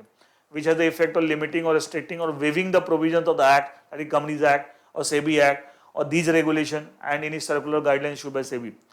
Indemnifying the debenture trustee or the issuer for loss or damage caused by the act of negligence or omission or commission. देखिए, मान लीजिए इश्यूअर ये डिवेंचर ट्रस्टी कोई नेग्लिजेंट एक्ट करता है या कोई ऐसा ओमिशन कमीशन करता है, कमीशन ऐसा कोई एक्ट कमिट करता है जो उसे नहीं करना चाहिए, या कोई उसकी ड्यूटी है कुछ करने का वो नहीं करता, omission of doing that thing, अच्छा उसकी वजह से कोई लॉस और डैमेज डिवेंचर होल्डर हो जाता है। अच्छा अब वो लॉस और डैमेज के रिस्पेक्ट में क्या debenture trustee issuer liable to a debenture holder, हम बोलते हैं सर ऐसा कुछ हो जाएगा तो इसकी जो लाइबिलिटीज को हम इंडेमनीफाई करेंगे, कंपनी इंडेमनी। अच्छा बताइए, कंपनी अगर इस तरह इसको इंडेमनीफाई के तो उसको तो देखा जाए डर ही खत्म हो गया कि सर अगर आई एम नेग्लिजेंट, ईश्वर को भी हो गया डिवेंचर ट्रस्टी को, और I am committing certain things I should not commit, या I am omitting to perform my duty, जिसकी वजह से इनका नुकसान हो जाए तो उस केस में जो लाइबिलिटी मेरे पे आएगी डिवेंचर ट्रस्टी पे, पता लाइबिलिटी डिवेंचर ट्रस्टी वो कोई और इंडेमनीफाई करेगा, डोंट या ईश्वर इंडेमनीफाई कर, क्या ये फ्री हो जाएगा, तो बोलेगा मस्त हो जाएगा कि मुझे क्या फर्क पड़ता है, क्या will it defeat the very purpose of appointing debenture trustee. So the ऐसे को प्रोविजन डिवेंचर ट्रस्टी में डाल सकते which talks about indemnifying the debenture trustee or the issuer for what, for any loss or damage caused by the act of negligence or commission or omission।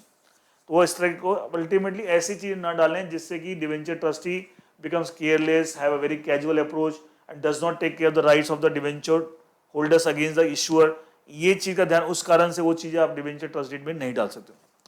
Next, अच्छा आप public issue लिया है non convertible security का, listing करा ले, क्या listing कराने के बाद क्या इशूअर और स्टॉक एक्सचेंज के बीच में एक कॉन्ट्रेक्चुअल रिलेशनशिप बन जाता है कि लिस्टिंग यहां हुई स्टॉक एक्सचेंज पे, क्या उस कॉन्ट्रेक्चुअल रिलेशन को रेगुलेट करने के लिए क्या इशूअर और स्टॉक एक्सचेंज के लिस्टिंग एग्रीमेंट एग्जीक्यूट होगा, वही लिखा हुआ every issuer desirous of listing is non shall execute an agreement with the listing agreement so that उससे आपका कॉन्ट्रेक्चुअल रिलेशनशिप रेगुलेट होगा। Next, continuous listing condition. अच्छा ये आप लिस्टिंग एग्रीमेंट में आप एंटर करके लिस्टिंग कराने के लिए, अब कंटिन्यूअसली इसी कॉन्टेक्स्ट में लिस्टिंग एग्रीमेंट करा के आपने लिस्टिंग करा ली, अब कंटिन्यूअसली आपको जो रिलेशनशिप रेगुलेट होगा between the company issuer and the stock exchange, उसके लिए कंटिन्यूअस, क्या उस केस में लिस्टिंग एग्रीमेंट के सारे प्रोविजन को फॉलो करने पड़ते, जो आप सेबी एलओडीआर, उस कॉन्टेक्स्ट में क्या एक लॉ है सेबी एलओडीआर रेगुलेशन, वो कंप्लाई करना पड़ेगा। सेबी एलओडीआर रेगुलेशन 2015 जिसका आप चैप्टर नंबर 13 पढ़ेंगे पार्ट 2 में, आप लिस्टिंग इंडियन स्टॉक एक्सचेंज, उसको फॉलो करना पड़ेगा। देखिए लिखा ऑल द इश्यूअर्स और non concern which are listed on, अब लिस्टिंग करा ली, लिस्टिंग एग्रीमेंट कर लिया, shall comply with the listing regulation, listing regulation को बोल रहे हैं सेबी एलओडीआर रेगुलेशन 215 एंड और such other condition disclosure requirement में specified by SEBI from time. Board word use करें कैपिटल मार्केट में, बोर्ड का मतलब security exchange board of India that is SEBI, ठीक है, एज में specified by board that is SEBI. Company law में जब बोर्ड बोलते हैं तो इसका मतलब कंपनी के बोर्ड ऑफ डायरेक्टर, लेकिन वही कैपिटल मार्केट लॉ में बोर्ड बोलते हैं इसका मतलब SEBI security exchange board of India. Next, obligations of the issuer.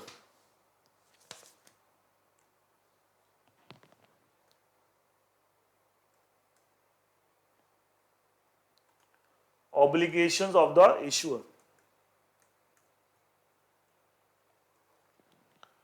मैंने ना टेक्निकलिटी कुछ नहीं, क्योंकि एक बार आपने आईसीडी रेगुलेशन कंपनी लॉ सब पढ़ लिया तो अब आपको समझ में आया सब चीजें कैसे चल रही है, वो सेम चीजें आपको रिपीट हो रही है, ठीक है। कंसेप्ट वही है, प्रोविजन से कंटेंट्स जो में फर्क आ जाता है, लेकिन कंसेप्ट सारे वही हैं। Obligation of the issuer, the issuer shall treat all applicants to an issue of non convert security in a fair and equitable manner as per the procedure, एज में जनरल सी बात है।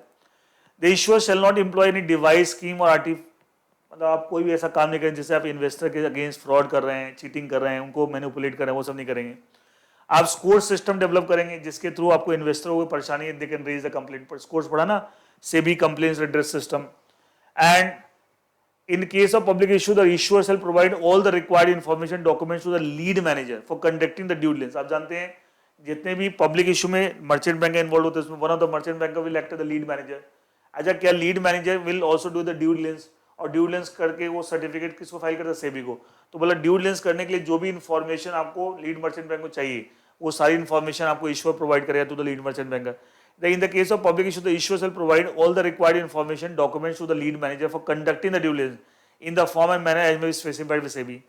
फिर issuer shall also ensure a secure debt security. अगर non convertible security जैसे debt security है और वो सिक्योर्ड है, डेट सिक्योरिटी सिक्योर्ड भी हो सकती है, बताया था ना, सिक्योरिटी चार्ज हो भी सकता है, नहीं भी, अगर सिक्योर्ड है तो उस केस में इश्यूअर को ये ध्यान रखना है कि सब सिक्योरिटी जिस एसेट्स के ऊपर क्रिएट की in favour of the creditor वो एडिक्वेटली सिक्योर्ड है, मतलब 100 बताओ ना कि आपने मान लीजिए से 100 करोड़ का फंड रेज कर दिया bye issuing the secured debt instrument, और जिस प्रॉपर्टी में सिक्योरिटी क्रिएट की है उस प्रॉपर्टी की वैल्यू 40 करोड़ है या 60 करोड़ है, क्या ये सिक्योरिटी तो है बट क्या इनएडिक्वेट सिक्योरिटी, वो नहीं होना चाहिए। It should be adequate 100% security का होना चाहिए, एडिक्वेट सिक्योरिटी मतलब जिस प्रॉपर्टी में आप सिक्योरिटी क्रिएट करें इन फेवर ऑफ क्रेडिटर जिनसे आपने फंड रेज किया bye issuing the secured debt instrument, उस प्रॉपर्टी की वैल्यू अमाउंट ऑफ बोरिंग के कम नहीं होनी चाहिए, उसके बराबर उससे ज्यादा चाहिए। देखिए ये बात इंश्योर कौन करेगा, ensure.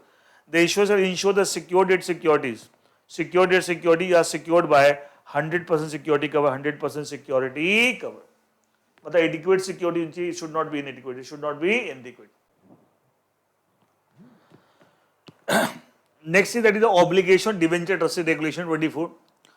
The debenture trustee shall be vested with requisite powers for protecting the interests of holders of debt security holder, including a right to appoint a nominee director on the board of the issuer in consultation with the holders of debt security and according with applicable law। मतलब ये बोल रहा है मान लो X limited issuer है, debenture trustee है, ये हर वो चीज करेगा in order to protect the rights of debenture holder, और अगर इसको ये अधिकार है under the debenture trust deed तो इस कंपनी के बोर्ड पे डिवेंचर होल्डर्स को रिप्रेजेंट करने के लिए नॉमिनी डायरेक्टर भी अपॉइंट कर सकता है, बट उसके इसमें कंपनी लॉ के provision all the sub follow करनी पड़ेगी। The debenture trustee has supervise the implementation of the condition regarding creation security, creation of DRR and all that. एक चीज देखिए, डिवेंचर की इस बात कर रहे हैं तो क्या डीआरआर क्रिएट होगा, मान लिया वो सिक्योर्ड है तो कंपनी ने बोला हम सिक्योरिटी प्रोवाइड कर देंगे इतने दिन के अंदर, या लॉ में जो प्रोविजन उसके टाइम के अंदर, तो who will ensure that, debenture trustee will ensure कि टाइम से सिक्योरिटी क्रिएट हो, टाइम से डीआरआर क्रिएट हो, ठीक है। वो सारे प्रोविजन जो है लॉ में regarding creation security in favour debenture holder, regarding the creation of DRR, they all are being complied with by the issuer at by law, and इस बात को इंश्योर करेंगे, ये तो इसका रोल है to protect the rights of debenture holders against company. The debenture trustee shall monitor the security cover in relation secure debt security in the manner. देखिए monitoring का मतलब क्या है, जिस प्रॉपर्टी पे इश्यूअर ने डिवेंचर होल्डर्स के फेवर में सिक्योरिटी क्रिएट की है उस प्रॉपर्टी की कोई मैनिपुलेशन ना हो, मिसयूज ना हो, अगर उस प्रॉपर्टी की वैल्यू घट जाए, हो सकता है ना, जिस मान लीजिए एक कंपनी ने 100 करोड़ के फंड रेज किया bye issuing the non convertible debt security, secured one, और जिस प्रॉपर्टी में सिक्योरिटी क्रिएट की उस प्रॉपर्टी की वैल्यू 110 करोड़ थी, तो एडिक्वेट सिक्योरिटी कोई दिक्कत नहीं है। लेकिन फ्यूचर में क्या हुआ कि साहब किसी वजह से मान लीजिए कोई वो लैंड है, इमोल प्रॉपर्टी है जिसमें सिक्योरिटी क्रिएट की, उसकी मार्केट वैल्यू घट के मान लिया लेट से 110 करोड़ से 95 करोड़ हो गई, और अभी भी आपको डिवेंचर 100 करोड़ की दे आर फ्यूचर में मेच्योर होने वाले हैं, तो मुझे बताइए क्या सिक्योरिटी इनएडिक्वेट होगी, तो मॉनिटर करेगा तभी तो पता लगेगा साहब कोई मैनिपुलेशन नहीं हो रहा है, कोई मिसयूज नहीं हो रहा है। अगर वो इनएडिक्वेट, अच्छा इनएडिक्वेट अगर हो जाएगी, will the debenture trustee ask the issuer to provide additional security, to provide additional security, तो तब होगा ना जब आप मॉनिटरिंग करेंगे, जैसे कि पता लग जाए कि साहब सिक्योरिटी कोई मिसयूज नहीं हो रहा है, कोई मैनिपुलेशन नहीं हो रहा है, कंपनी उसका कोई गलत सामान किसी को बेच नहीं रही है, ठीक है, या उसमें कुछ चेंजेस करे तो only with the permission debenture trustee, या वो इनएडिक्वेट सिक्योरिटी हो जाती है जैसे मैंने बताया, तो उस केस में एडिशनल सिक्योरिटी की डिमांड कर सकता है। तो these are the various obligation debenture trustee given under regulation 24, given under regulation 24। तो हमने एक टॉपिक स्टार्ट किया था, provisions applicable on what, public issue and listing, किसका public issue listing of debt security and non convertible redeemable preference share, as well as private placement and listing of any non convertible security. तो वो topic हमने पूरा complete कर लिया, वो topic complete कर लिया। अब देखिए अगला टॉपिक आपका इसी में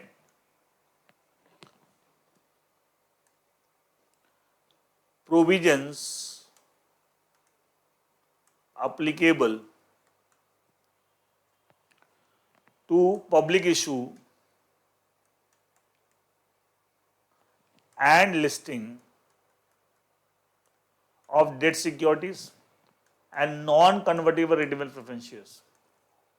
सिर्फ ये, अच्छा ध्यान सुनने वाली बात देखिए, अभी जो टॉपिक हमने ऑलरेडी कंप्लीट किया है, क्या वहां भी ये था public issue listing of debt security non, ये था, और इसके अलावा और भी था कोई भी नॉन कन्वर्टेबल सिक्योरिटी का प्राइवेट प्लेसमेंट लिस्टिंग, वो भी था।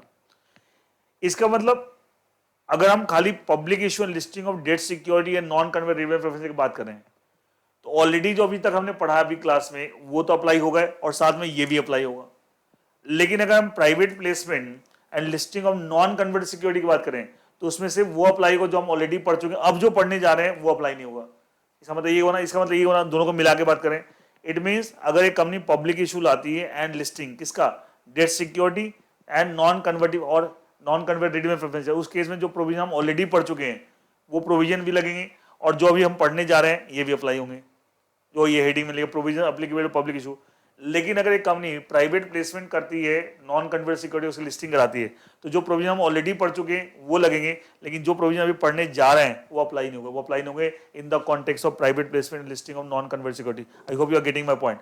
तो जो प्रोविजन दोनों पे लग रहे थे पहले वो पढ़ लिए, अब जो प्रोविजन सिर्फ public issue and listing of debt security and non convertible redeemable preference share, वो अब हम पढ़ने जा रहे हैं। इसका मतलब in the context of public issue and listing of debt security and non convertible, पहले वाले प्रोविजन मिलेंगे और ये भी लगेंगे जो हम पढ़ने जा रहे हैं, एंड ये दोनों लगेंगे। नाउ इसमें पहला हेडिंग आपका अदर कंडीशन, मतलब पहले से कुछ कंडीशन हमने पढ़ी ली थी जो इस पे भी लग रही थी और प्राइवेट प्लेसमेंट पे भी लग रही थी, उसके अलावा और other condition of public issue. Regulation number 25, देखिए ये मान ली इश्यूअर है, क्या है पब्लिक इशू में मर्चेंट बैंकर्स अपॉइंट करते हैं। अच्छा, एक से ज्यादा मर्चेंट बैंक, उसमें से कोई एक मर्चेंट बैंकर क्या लीड मैनेजर का रोल प्ले करता है, सब आप जानते हैं। अगर आपका एक ही लीड मैनेजर है तो वो आपका इस कंपनी का कोई एसोसिएट नहीं होना चाहिए। अगर एक से ज्यादा लीड मैनेजर है, उसमें कम से कम एक lead manager should not be associated with this, मतलब एक्सटर्नल पर्सन चाहिए, और बाकी लोग एक या एक से ज्यादा एसोसिएटेड हो सकते हैं, एसोसिएटेड विद द इशूअर। अगर एक ही है तो वो एसोसिएट नहीं होना चाहिए। एक से ज्यादा लीड मैनेजर है आपके पब्लिक इशू में of debt security non convert है, तो उस केस में एक तो कम से कम नॉन एसोसिएट होना चाहिए, बाकी एक या एक से ज्यादा एसोसिएट हो सकते हैं। लेकिन जो एसोसिएटेड लीड मर्चेंट मैनेजर होंगे एसोसिएटेड विद द इशूअर, उनका रोल सिर्फ मार्केटिंग होगा, इशू को मार्केट कर सकते हैं, इसके बियॉन्ड रोल नहीं होगा। वो ड्यू डिलिजेंस नहीं कर सकते, ड्यू डिलिजेंस पड़ता है ना, one of the lead merchant will do the due diligence, give the due diligence certificate SEBI, वो नहीं कर सकते। सिर्फ मार्केटिंग, इसके अलावा और कोई काम नहीं कर सकते। मैं वो पढ़ा देता कि आपको। और अगर एक से ज्यादा लीड मर्चेंट बैंक इन्वॉल्व है, कौन से लीड मर्चेंट बैंक का क्या रोल है, कौन आपको अलॉटमेंट का काम देखेगा, कौन सा रिफंड का काम देखेगा, कौन डिस्क्लोजर, उस सब की डिटेल्स आपकी ऑफर डॉक्यूमेंट में आएगी। जैसे कि कैसे थे, we are defining the responsibility which lead merchant bank will look after which work, so that जहां गड़बड़ होगी कल के दिन रिस्पॉन्सिबिलिटी फिक्स करना आसान होगा। इस तरह की सारी चीजें आपने इक्विटी शेयर के पब्लिक इशू वगैरह सब आपने ICDR सब पढ़ रखा है। The issuer shall appoint one और more merchant bank registered with SEBI as lead manager to the issue. Where the issue is managed by more than one lead manager, the rights, obligation, responsibility relating to disclosure, allotment, refund, and underwriting obligation, if any, underwriting option होता है आप जानते हैं, of each lead manager shall be predetermined, पहले से determine होगी कौन सा लीड मैनेजर रिफंड का काम देखेगा, कौन सा आपको डिस्क्लोजर का काम देखेगा, कौन सा अलॉटमेंट का काम देखेगा, and disclose in the draft offer document, सब कुछ। जिससे क्या होगा, क्लियर कट डिफाइंड है कौन सा किसका रोल है, सो दैट बाद में कोई दिक्कत नहीं है, जहां गड़बड़ उसे पता लग जाए किसने गड़बड़ की। Where there is only one lead manager, it shall not be an associate of the issuer, provided that in case the lead manager is issuer, associate of the issuer। देखिए एक से ज्यादा अगर लीड मैनेजर तो उसमें से कुछ lead manager आपको एसोसिएट हो सकते हैं of the issuer, provided that in case the lead manager associate, अगर एक ही है तो वो एसोसिएट नहीं होगा। It shall disclose itself as associate, तो डिस्क्लोजर के साथ वो एसोसिएटेड पर्सन है तो issuer, and its role shall be limited to marketing, सिर्फ मार्केटिंग कर सकता है issue. Such lead manager shall not issue any due diligence certificate in relation to the issue of such debt security and oblique or non-convertible redeemable preference share, provided further in case there is more than one lead manager, at least one lead manager of the issue shall not be an associate। मतलब एक से ज्यादा अगर है वो कम एक ऐसा lead manager होना चाहिए जो एसोसिएटेड टू द इशूअर नहीं है। इसका मतलब क्या है, अगर मान ले 3 है, 3 में से एक कम से कम ऐसा होना चाहिए जो एसोसिएट नहीं है, बाकी 2 एसोसिएटेड भी हो सकते हैं, तीनों के तीनों नॉन एसोसिएटेड हो सकते हैं, वो प्रॉब्लम नहीं है, ठीक है। एक कम से एक नॉन एसोसिएट होना चाहिए, ठीक है। इसका एसोसिएटेड एक या एक से ज्यादा भी हो सकते हैं, कम से एक नॉन एसोसिएटेड होना चाहिए अगर एक से, और एक ही अगर है तो वो आपको नॉन एसोसिएटेड होगा, इसका मतलब वो एसोसिएटेड नहीं हो सकता। और एसोसिएटेड अगर कोई बंदा है भी एसोसिएटेड इशूअर, अगर एक से ज्यादा है उसमें से एक या एक से ज्यादा एसोसिएटेड है, कम से एक नॉन एसोसिएटेड है, तो जो एसोसिएटेड है उसका रोल सिर्फ क्या होगा, only marketing end of the issue से ज्यादा कुछ नहीं, एंड वो आपको कोई ड्यू डिलिजेंस वगैरह नहीं कर सकता। The issuer shall not make a public issue of debt security and non-convertible redeemable preference share for providing loans। अब देखिए आप, ये डेट सिक्योरिटी या non convertible preference share issue कर रहा है, क्यों, इससे जो पैसा आएगा इस पैसे को हम लोन के फॉर्म में देंगे या सिक्योरिटी एक्वायर करेंगे, किसकी, अपनी ग्रुप कंपनीज की, अपने प्रोमोटर्स के, प्रोमोटर को वो अलाउड नहीं है। The issuer shall not make a public issue of debt security and non-convertible for providing loan to or acquisition of shares of any entity। किसको लोन दे रहे हैं, किसके शेयर एक्वायर कर रहे हैं, which who is a part of promoter group और group, इसका promoter group की कंपनीज है या इसकी ग्रुप कंपनी है, उसके शेयर्स लेने के लिए या उसको लोन देने के लिए आप इस पब्लिक इशू का पैसा इस्तेमाल नहीं कर सकते। लेकिन अगर ये कंपनी एनबीएफसी है या हाउसिंग फाइनेंस कंपनी है, ठीक है, या आपको पब्लिक फाइनेंशियल इंस्टीट्यूशन है, तब आपको ये रेस्ट्रिक्शन नहीं है। ये आपको इस तरह के सिक्योरिटी का पब्लिक इशू लाके it can utilise that money for providing the finance loan or investing in security of its group company or promoter group company possible है, क्योंकि आपका मेन नॉन मेन काम के फाइनेंस, तो जब औरों को फाइनेंस है तो अपनी ग्रुप कंपनी को भी दे सकते हैं। हाउसिंग फाइनेंस का housing public finance, public finance, तो ये मतलब अगर इस तरह का इशूअर है which in the nature NBFC, housing finance company or public, वो फिर रेस्ट्रिक्शन लगी। वो चाहे तो इस तरह की सिक्योरिटी का पब्लिक इशू लाके उस पैसे का इस्तेमाल इट में use for providing the loan or investing in security of इस ग्रुप कंपनी। देखिएगा, provided that where the issuer is NBFC, housing finance company और public finance institution, the force restriction shall not apply, and इसका तो वो finance में तो पैसा use करता है पब्लिक इशू का, बट उसके लिए appropriate disclosure shall be made as specified in schedule 1 of, proper disclosure करना पड़ेगा, हम ऐसा करेंगे एंड आप कर सकते हैं। डिस्क्लोजर कौन कौन से क्या करने हैं वो शेड्यूल 1 में दे रखे of this regulation. Next, filing of the draft offer document.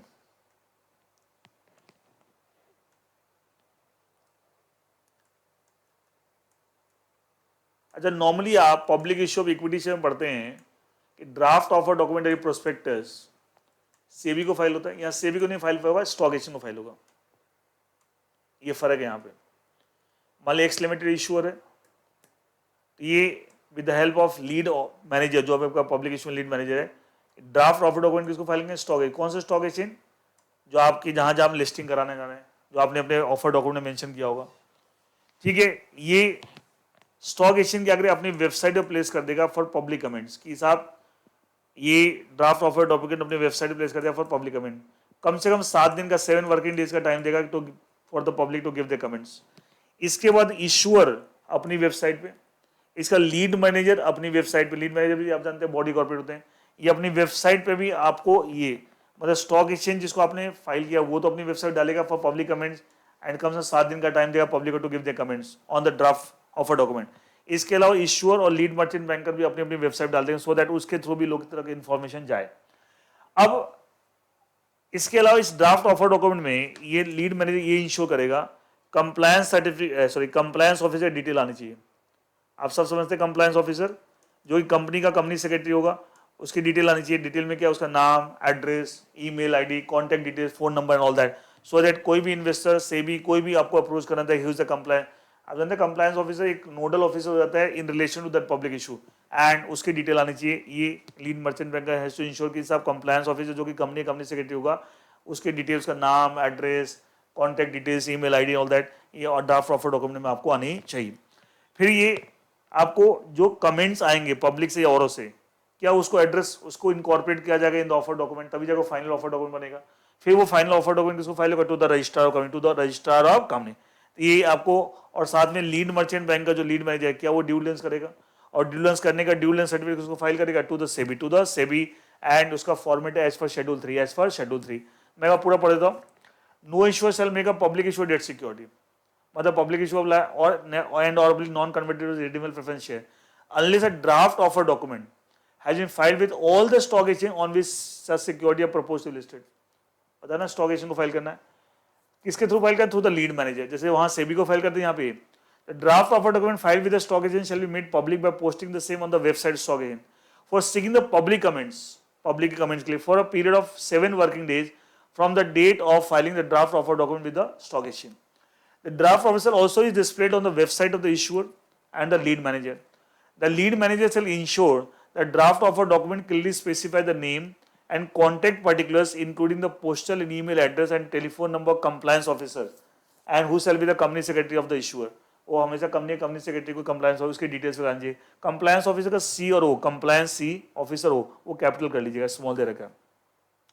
The lead manager shall ensure, सब प्रोसीजर चीजें सब अपने दुनिया भर कितनी बार पढ़ चुका है, एग्जीक्यूटिव में, डिफरेंट कंपनी लॉ में, कैपिटल मार्केट, सब जगह वही सब सेम चीजें, बस लॉ बदल गया, कंटेंट्स थोड़े बहुत ऊपर नीचे हैं, बट कंसेप्ट वही है, सारी चीजें वहां भी होती हैं।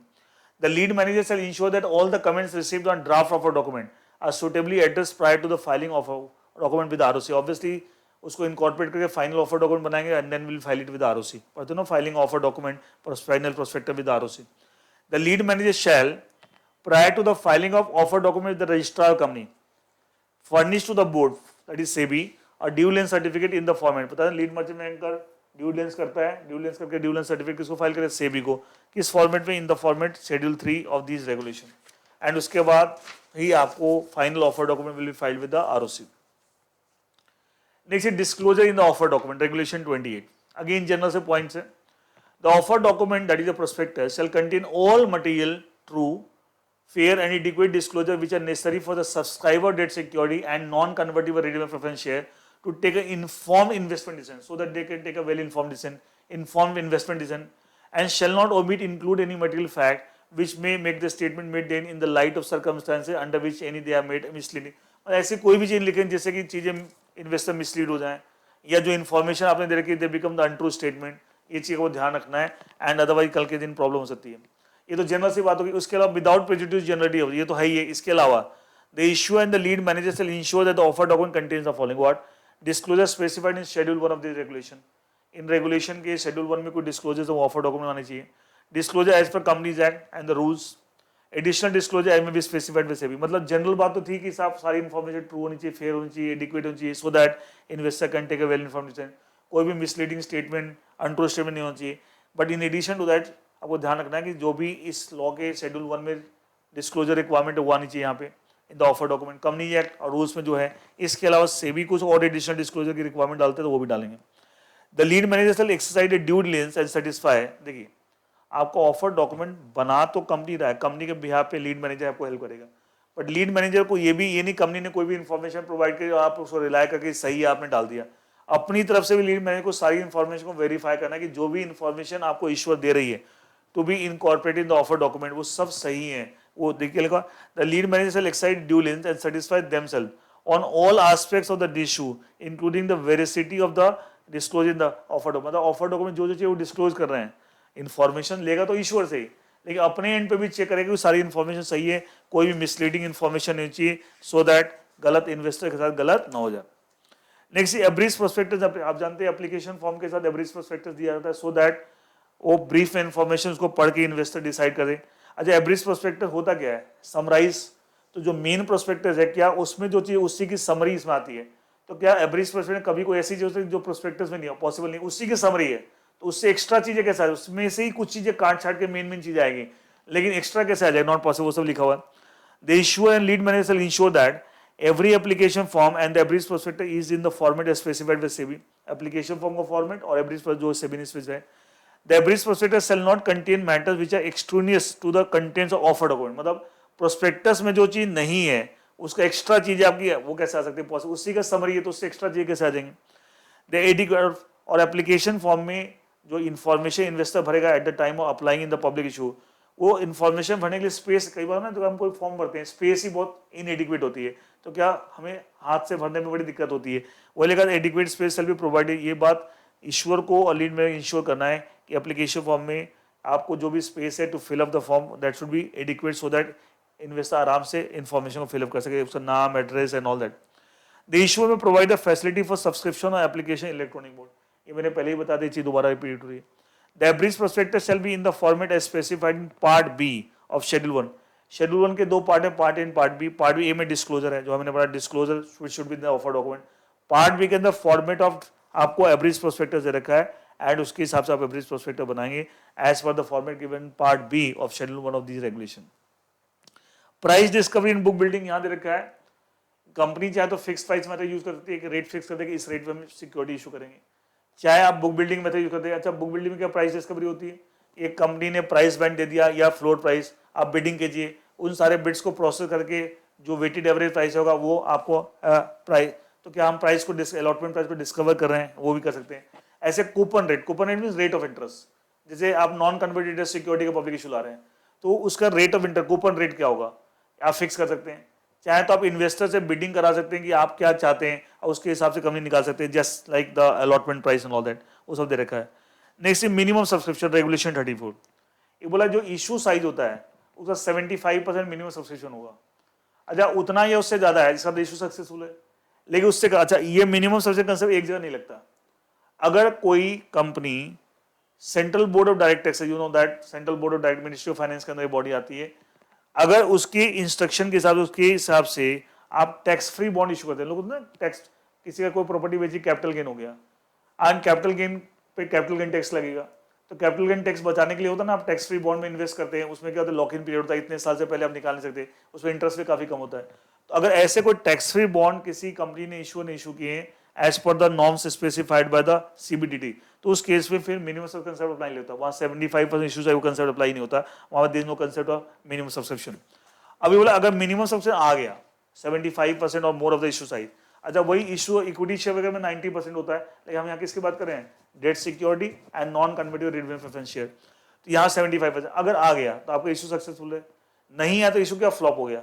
अच्छा इशू जब फ्लॉप हो गया तो क्या पैसा रिफंड करना पड़ेगा, तो बोला रिफंड करने का टाइम है maximum 8 days from the closure of issue, जिस दिन इशू क्लोज हो उसके मैक्सिमम 8 दिन के अंदर, अगर आपने टाइम से रिफंड नहीं किया तो उसके बाद 8 दिन के अंदर, उसके बाद आपको 15% के हिसाब से इंटरेस्ट भी पे करना पड़ेगा, issue will have to pay the interest at the rate of, देखिएगा in the event of non subscription में subscription the all block application money.